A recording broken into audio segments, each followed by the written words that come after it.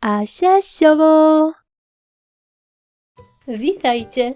Dziś pokażę Wam, jak zrobić bombkę z pianki kreatywnej.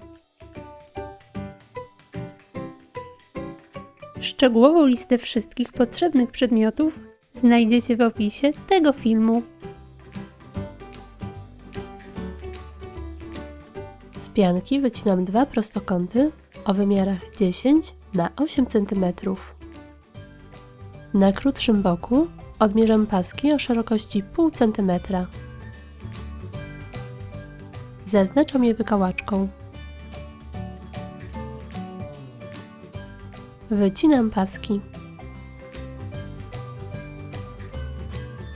Paski sklejam. Zaplatam i łączę na drugim końcu. Prostokąt 5 na 6 cm łączę z paskiem 1 na 6 cm.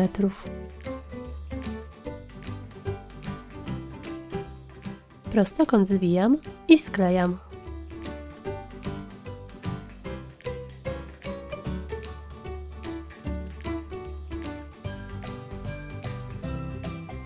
Do otworu przyklejam kółko o średnicy 2,5 cm.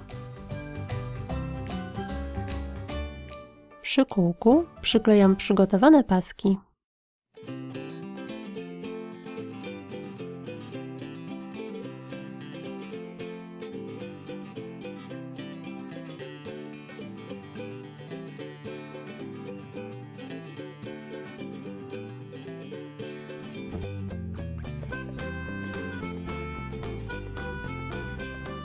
Na górze przyklejam drugie kółko.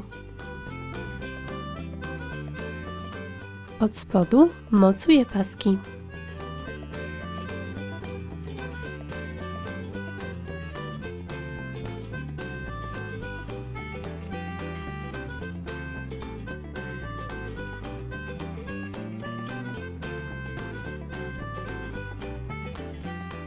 Łączę końce sznurka.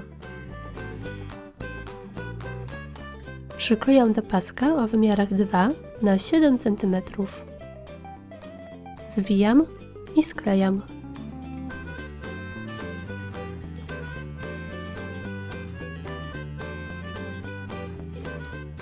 Mocuję na górze.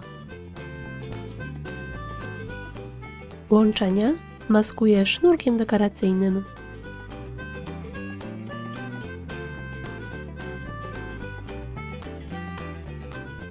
I gotowe!